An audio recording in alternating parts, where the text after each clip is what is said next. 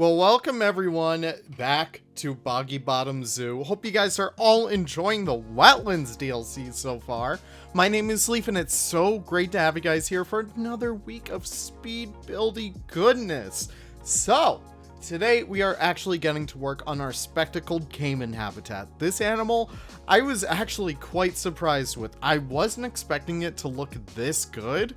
But these guys always look so beautiful. Frontier always nails the crocodilians. I cannot say that enough. But today, I'm giving them quite a little bit of a spacious habitat. Again, this is one of my biggest issues. Always place your animals down first before you build the habitat. I cannot stress that enough. That is being said because I kind of built it way too big, and I kind of had to keep on shrinking it until it made more sense to be a realistic habitat.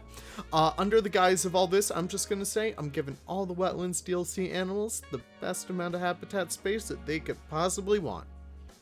So, we should probably talk about the inspiration for this area. Now, I don't really know what to call this area. I think I'm going to call it the Crocodilian Corner. It's going to be very much based off of the Australia Zoo's kind of like crocodile section.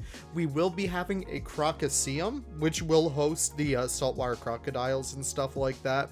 So stay tuned for that. That's going to be a wicked fun build to actually put into place.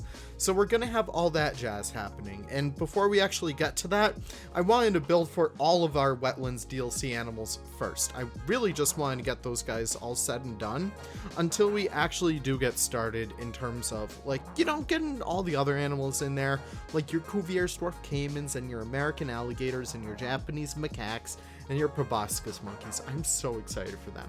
But after this, we still have the Lechwe and the Asian wild water buffalo to do.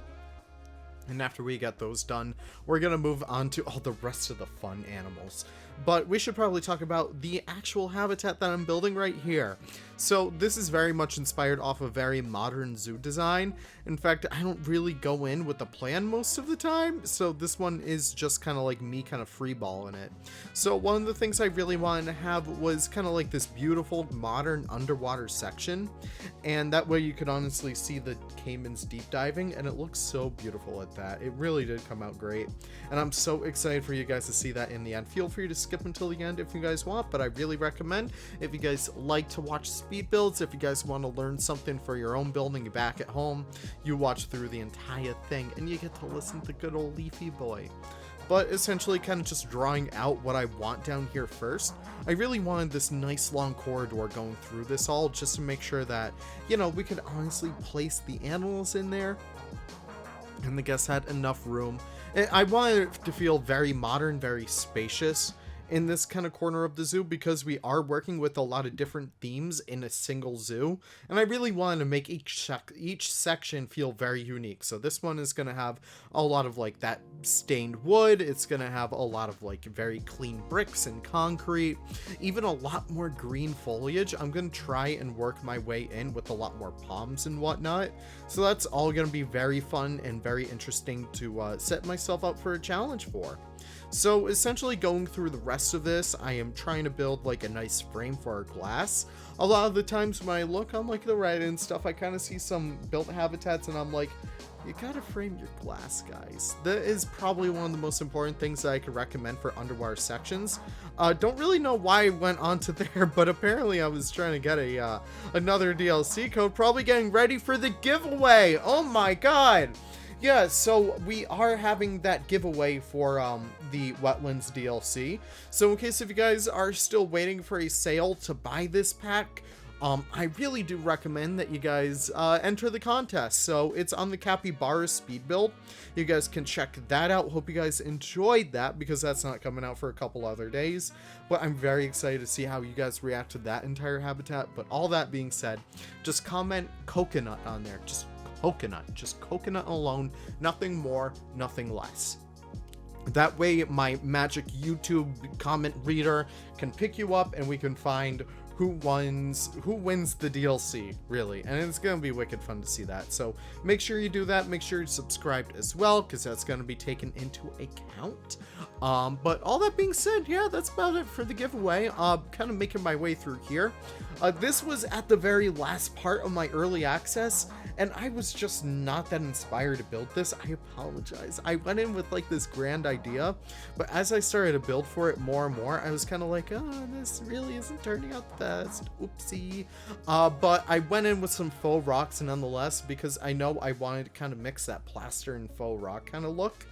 And it kind of does look pretty unique in the end, if I do say so myself. It still feels pretty utilitarian. It feels very kind of built up from man, but I still do incorporate a lot of natural work in here to kind of mix that up a little bit. I saw a comment a while ago on the Los Monsteros. By the way, that series is currently on hold until mods do get, like, you know, revamped and fixed. Still working on my way through everything over there, so do keep that in mind. But I did see a comment on there, and it was like, you know, most of the time real zoos try and cover up as much of their backstage as possible, but a lot of Planet Zoo YouTubers like yourself, Leaf, tend to kind of show the ugly bits. Why do you do that? And I'm like, listen, this is kind of like something I'd taken from Bro Nation and stuff like that. Dan FXG is a wonderful content creator. You guys should always go check him out. And he does probably the most beautiful backstage that you could ever find. He oftentimes likes to share that, you know, sometimes zoos in real life don't really cover up everything. And even when you go to the zoo, like, let's just say Roger Williams, for example, if I look out, like, when I'm heading up to the seal habitat, I see on the right, and I see all, like, you know, the administration buildings. I see a lot of utility vehicles. I see a lot of kind of stuff like that. And it's like, I'm happy that they're not hiding it, because I get to see that this is a living, breathing facility. And it's kind of like, yeah, there's a whole bunch of backstage over here that, you know, we don't really get to see when we're walking through the intended path. And I kind of like that. So that's kind of why I always try and include a lot of that. Granted, we don't really get too much of that in this series in Boggy Bottom, because I really didn't want to really bog myself, I get it, you guys get that, down with all those nitty-gritty details. That's more so happening more so with, like, you know, Los Monsteros and stuff like that. But yeah, I didn't really want to bog myself down with all of that, because I really just want to build. And you know what, that's totally fine. People always have their own unique building styles, and I always love seeing it on the Reddit, on Bro Nation, on Savannah server, on the modding server, on the Planet Zoo server, on ZSU. Hell, everyone's building style is so beautiful, and as long as you guys are playing the game and enjoying it, that's what matters most. And I always do love seeing that. I love seeing people on Reddit being like, listen, I just got this game and I'm having so much fun with it. Or even the veterans who are like on their 3,000th hour in Planet Zoo, and they're like, oh my god, I still can't get enough of this. I finally built for, I don't know, the Himalayan brown bear, and it's just such, sorry, I'm like moving up in my chair right now. And I finally built for the Himalayan brown bear, and it was such a fun habitat. I always love seeing that. Listen, this game is so fun, and this is kind of like too real for a spectacled Caiman habitat, but I'm so happy with how this game has come out. Like, all the DLC, all the added content, all the community, all the mods, everyone all together creates this beautiful, beautiful community. And it makes me so happy, because I'm a veteran of the Zoo Tycoon community. The Zoo Tycoon 1 and the 2 community, believe it or not. And it's just really awesome to see how this livelihood, this lifestyle, this community honestly lives on through like all these generations. And I love seeing all these people come together, new and old, just to like enjoy this zoo game. It just really makes me so happy to see that all come into play. But back to the build over here, you can see me integrating a lot of mulch in here. That's because, again, I really did want to try and cover up as much of that utilitarianism as possible. And we do that a lot more with some molding and stuff over here. I tend to go for like a nice dark green. Kind of just going over with like, you know, a nice bright color that really does match up with our reptile section. Again, this is going to be containing, I believe it's going to be salties. It's going to be American alligator, Cuvier's dwarf caiman, spectacled caiman, and I think gharial. I could be entirely wrong. I know I'm missing like one crocodilian. It probably doesn't matter all that much. You know, the crocodilian's a crocodilian. Moving on through here though, I will hopefully try and integrate some of those exhibit animals into the Crocoseum, maybe like in like, you know, a little queue area or something like that. Maybe it's like under the Crocoseum. I'm not really sure what I'm going to do in terms of all that, but I will try and get our Danube Crested Gnu inside of there because they are really cool animals, and I really do want to build a habitat for them in here. I just don't really know how to organically. We don't really have a European section, so that doesn't really work out. We don't really have too many amphibians in the game, so that also doesn't work out. But I think we can probably figure that out nonetheless. We'll probably work with it. Now, getting back to here, I wanted to make a nice modern roof. So I'm using those European wooden bridge pieces that I have not used yet. These guys are so beautiful and they're so clean, and it honestly pains me to see how little I use them. So hopefully I can actually use those guys a lot more going forward. I think I may try and integrate those into the actual Crocoseum because they do have that beautiful texture. And I think I kind of want to have like the same roofing scheme throughout this entire kind of like, you know, area up here. Just like a nice kind of slated away gray. And we also make custom solar panels over here. So yeah, those guys are going to go into that major blueprint that I keep on talking about. And I think I will kind of like build that up to really contain a lot more stuff, like some of the custom woodwork and stuff that I've been including over here. Maybe some of the custom walls. But kind of moving on through here, just trying to add all these beautiful pieces and honestly work with that corner right there. It was kind of difficult, but we kind of made it work. I think later down the line, I will have a fixer-upper episode. Hopefully, I always say that, so I'm going to knock on wood big time right here. Hopefully, I can go through and add some lighting and scaffolding to the top of this building, because I kind of do. Sorry, I just got to grab my charger over here. I know, very professional Leaf today. You guys are so lucky. You're in for a treat. But I really do want to add some like realism in here and nighttime integration, because I feel like this could be a very, very fun build to do, to have guests walk through at night. And I feel like that works exceptionally well for so many of our wetlands animals, because the platypus in particular is one that comes up where I'm like, yeah, you would probably see them more active at night, and it is an open top habitat, so you would probably see that come into play. So I'll probably do something along the lines of that like later. I'm also doing kind of like this beautiful custom framing for the roof as well, and I really do love how clean it looks in the end. It feels so modern and it feels so forward. I really do like it. And here we go to work on our custom solar panel. I was very proud of this. There were already a bunch on the workshop, but as you guys know, I really want to stick to most of my own builds as possible for this series. I always 100% without a doubt encourage you guys to use blueprints, because it is one of the most helpful things out there to do. But this time around, I just wanted to challenge myself. I know Sugar Pine was genuinely filled to the brim with blueprints, but I said this time around, I really just want to make this on my own. And that's kind of exactly what I do. So I make a custom solar panel. I don't think anyone's really done one of this style before, but I'm pretty happy with how well that looks. So I'm just checking that it looks good with the LODs. It won't be perfect because it actually looks so much better from afar than up close, not gonna lie, now that I'm looking at that. But essentially adding a roof to the rest of the buildings as well, just like an initial roof. Nothing really too crazy over here, just a way to kind of indicate where I need to actually put a real roof later.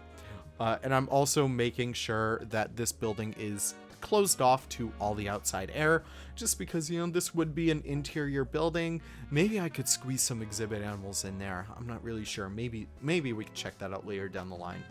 But we're adding all that jazz in there, and we're kind of decorating the rest of the outside of the habitat. Again, this is something that I always stress. Building on the outside of the habitat is just as important as building on the inside. So I go over that in just a little bit. You guys can wait for that to pop up. But I do change the rest of that pathway to be the European cobblestone. Beautiful piece right there. Easily one of my favorites. So we kind of do that jazz. We also add a custom door. I love doing custom doors. They're some of my favorite things in the world. I actually don't like doing them, but listen, they pay off so well.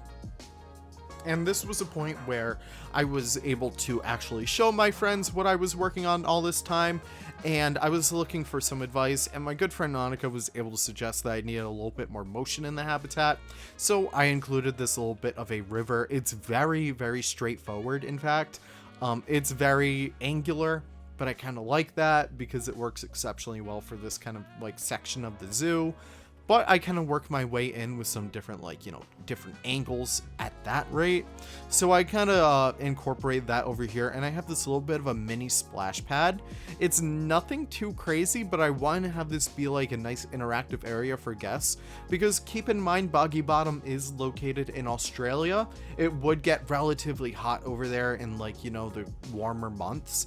So we do have that going on over there. Nice little way for guests to kind of like get a little soaked. Get a little wet if the weather permits. So we have that always running right there. And yeah, we have a little bit of like vents and stuff over there, so the guests can actually, like, you know, so the floor doesn't flood and whatnot. Also adding a little bit of a green roof and kind of correcting that a little bit with some stone pieces, making sure it feels a little bit more secure. And we also add those beautiful planters over there. There's the planted walls. Those are some of my favorite pieces. I love using them. Now, moving on through here, just adding as many more details as I possibly can. And one of the things I really didn't like at first was how very straight the waterfall kind of thing was. So we do fix that up. And we also add some more faux rocks at the end. Also adding some mulch to the back of the habitat, just as a way to kind of work our way in with how the terrain works over here. Unfortunately, we have a wall that goes right down to a lower path, so the terrain tools would have been very finicky, but we use our tried and true mulch technique over there to kind of fake some more terrain, and I think it works pretty well back there. So we kind of have that happening at the edge over there, and it works pretty well as well because it kind of acts as like, you know, a kind of flower bed. So we get a little bit of stuff over there, but I don't know, just going through this all with some hydrilla grass and going through with the polypsis tree. These guys are my bread and butter for this entire like kind of background foliage for this zoo, and I love how well they look in like conjunction. They feel very swampy, they feel very kind of like green, lush, all that jazz. So it's really great to have that over here. And also what I want to include over here were some more eucalyptus trees. So I think I kind of switch up the other ones for the rainbow eucalyptus trees. I want to get some more color in here, and that was a wonderful way to integrate that. And if you guys have been watching this series for quite some time, about a week, I would say, I've been using the stringy wood eucalyptus through the rest of the zoo. And we also had that kind of like white gum tree grove right behind the Asian small-clawed otter exhibit and the capybara exhibit. I want to do another grove kind of like that at the opposite side of the zoo, so I think I'll try and do that in the Australian section. So we'll have kind of that stuff happening over there. But I really want to focus on like foliage groups and groves in terms of like, you know, decorating the rest of the zoo over here, so I kind of have that happening. But we get back to that in just a little bit, just doing a little bit more building work over here. In case if you guys are new here, again, oh my gosh, I kind of go over this every single time.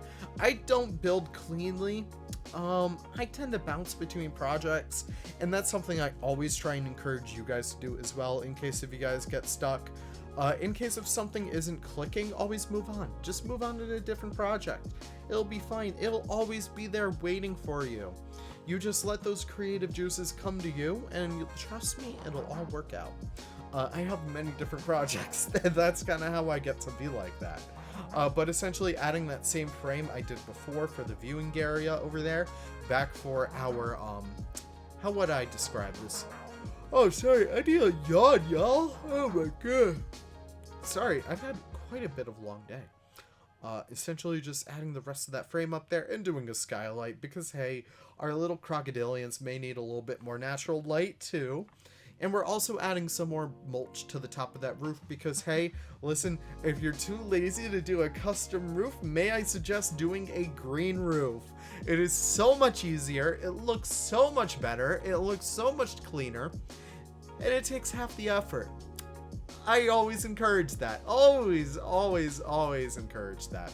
So we kind of use those planters over there. They give a beautiful look to a roof. And green roofs are actually exceptionally helpful for the environment as well. They give so many insects and reptiles so many different places to live, especially in Australia where you get a lot of those guys. It's a really awesome opportunity to kind of integrate some conservation value into all your zoos and jazz. So that's nice to have right over there. And I also do include some palms, very much like palm fronds and stuff like that, just hanging off the side, just to give it a little bit more verticality, a little bit more, I don't know, a little bit more tropicness. Because while this is kind of like our alligator and crocodile zone, I do want to integrate as many crocodilians as possible and kind of get all that jazz happening right over there. So we kind of work with all that, and we also do some more flower beds just to make sure it all feels nicely. And I kind of do integrate a little bit of a waterfall right there later down the line. You can see me putting down some mulch temporarily. We do change that out. Oh my god, I'm sorry. I need some coffee after this. Wow. But yeah, we kind of do integrate that over there. And again, we integrate that kind of like greenish kind of support beam happening all the way across there, so we kind of have that lining up the entire area, and we kind of do that all around. So we repeat that right down there with the lower level, and it looks super good in the end. I do want to go back and maybe do some murals or something, because I feel like some of these bigger walls kind of just like don't really jive all that well. I feel like this area would have like a lot of different crocodilian murals. Maybe I would have even more education, so I am highly considering using lion signs once again. Oh my gosh! Wow, third time's the charm, am I right, ladies? Wow, yeah, I'm very tired right now, if you guys can't tell. But essentially working with all of that, adding as many beams and supports as possible, and it honestly changes it to look so much better. I cannot recommend you guys do this enough. In case if you guys do have like big concrete walls, it always does help just to like break up those areas, and it looks incredible to begin with. So we kind of have that going on throughout the entire area. You guys kind of get the idea. And once we actually do get that done, I think I take a few good looks at it, and it looks pretty good in the end. And also getting to work on that little area over there. Originally, I wanted the crocodilians, they're caimans. I really wanted them to access that area. I suppose they still can, but they probably wouldn't. They would probably just like stay in the sun all day or go in the water. That's usually what I'd envision them to do. Also adding some aquatic plants wouldn't really be too realistic, again, because you would probably clean those areas if you're a keeper. But honestly, for Planet Zoo standards, I always like including them just to give the water areas a little bit more versatility and keeping them very dynamic. That's usually what I like to do over there, and also adding a bunch of pebbles and rubble and all that jazz all throughout this habitat just to break it up a little bit. It was a relatively large open area, and I really did just want to change that out for the better. It looks so much better with so many different things happening in it, and also going through adding some foliage as well, just to help keep the area nice and bright. You guys know my tried and true periwinkle grass technique. Always love using that in conjunction with the in-game grass because it looks so beautiful and it looks so bright. And I also started on doing some molding over here. I really just wanted to cover up those like path borders, but I kind of get rid of this later down the line. Oh my gosh, who's ready for another yawn? Oh great, I lost it now. That's amazing. So we kind of add these path borders to begin with, but I do change that out later down the line. Wasn't really the biggest fan of them anyways to begin with, but hey, what can you do? I also added a custom window over here. Took this idea from my good old buddy Forge. He kind of did this little thing for a giraffe habitat, and I was like, you know what? Maybe our caimans need some fresh air too, so I'm gonna do that right there. And we kind of copied that to the other side of the building. We kind of have a nice little green frame going around it, continuing on from that little planter bed right there. And we kind of line up the rest of that building as well, kind of fix up those corners and have it look pretty nice in the end. And we kind of line up the roof too. I really do love the look of that. It feels so nice, so clean. And we kind of have that continue on throughout the rest of the habitat. It looks beautiful, my friends. Yeah, some people say my voice is relaxing. No, I'm just tired, man. I'm just so freaking tired. But moving on through here. Adding some pebbles down there as well. You'd probably imply that this is a nice little fountain area. Probably a nice little touch place for the kids to kind of like interact with. We have one of those at Roger Williams. It's a nice waterfall that kind of runs throughout, like, you know, the summer months. The kids can go up and touch it. It has these beautiful, like, kind of brass kind of carvings. And it looks pretty good. I really want to recreate that, actually. Maybe somewhere in here. Maybe we could do like a nice big wall that kids can kind of splash around. That's exactly what another leaf zoo needs. Another unfinished splash pad. Also moving our way through here, adding a little bit of framing to that little viewing area up top. As you guys can tell, I'm not really using stairs, by the way. I always like to keep my zoos ADA compliant, so you can oftentimes see me kind of like work with nice angles in my zoos, especially when you have, like, you know, people who like to use wheelchairs. Not like to. Who would like to use a wheelchair? People who have to use wheelchairs and other accessibility utilities. I apologize. I'm not really too well versed in it to know the name. I apologize if you know the name for like crutches. Crutches? I think crutches might be it. And walking sticks and whatnot. Okay, anyways, Leaf is back. I always like to include stuff like that. If I have stairs, I always try and include an elevator or like escalator or ramps or something like that to begin with, because that's always helpful and it's always inclusive, and that's actually what zoos are mandated to do, believe it or not, and especially if they're like, you know, AZA compliant or whatnot. So also adding a little bit of shading over here, just give the guests a little bit of a break from the sun. And we also include that on the other side of that build as well, so it looks pretty nice. Just a nice little sunshade structure right there. And we also include this nice little Caiman sign that indicates a nice little splash pad for them. I honestly forget what it's called. Spectacle Splash. Okay, yeah, for the spectacled Caiman. Very cute name, Leaf. Great job. Hope you didn't strain yourself by coming up with that creative name too hard. Also moving on throughout here, we kind of add a little bit of backsplash to there, but it didn't really work out. Also adding some nice bright plants in there, just to keep the area nice and bright, and adding some more rocky kind of textures over here. I felt like this honestly really did need a little bit of a rocky texture, just to kind of break up how boring and monotonous that wall really was. And I think I gotta add something up top as well, because it still does feel kind of boring. Maybe I could add like a nice little shade structure, or like, you know, a nice little awning coming off of that, because I feel like that would be necessary. And also decorating the outside of the habitat. You can see how I'm kind of like coming up with my groves and stuff like that. Again, this is usually my way of doing foliage. I kind of start off with the small stuff first, and I work my way up in size so that it kind of like, you know, it builds upon itself and you get nice, thick, dense foliage. Also, you guys already know this, I'm doing a lot of custom signage for this entire zoo, so I'm kind of working with that over here, and I'm kind of like just integrating as many different kind of styles as possible. So I have the spectacled Caiman, have this a little bit more modernish kind of like green kind of style, and we kind of do include a bunch of fun facts about them. Not real fun facts, of course, but implied, because Lord knows I do not like to make billboards in the slightest, and Lord knows I will never do that yet. Don't take my word on that. Maybe I'll do that later. But kind of working my way throughout here, I really do like how well this sign looks. I'm using the New World pieces, as you guys can probably tell, and I also use a little bit of like, you know, tiles, just to help the area feel a little bit more fun, funky, and whatnot. So we kind of have that all happening right over there. We'll repeat that for like the rest of our like reptilians and stuff. So the Cuviers will get one, the alligator will get one, and all that jazz. And yeah, I do include a mural down there, so that's actually very interesting. I completely forgot about that. You guys can just about tell that the exhaustion is really just getting to me right now. What do I do over here? Yeah, there we go, custom door. Custom glass door, let's go, boys. So we include that right over there. Honestly, really fun one to put together. I always recommend you guys do stuff custom because it's so fun. And if you're looking for a specific custom piece, it's probably on the workshop, so definitely do check that jazz out. But yeah, it was just really fun to put this together, especially those handles. I think I'm using like the European ceiling fan stuff like that. So we kind of have that happening right there. It looks pretty good in the end.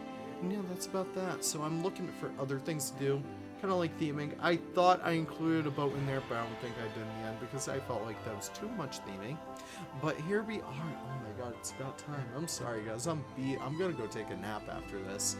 But thank you guys so much for watching. You guys are always so wonderful. Hope you guys enjoyed the little bit of a slower speed, kind of like rambly episode today.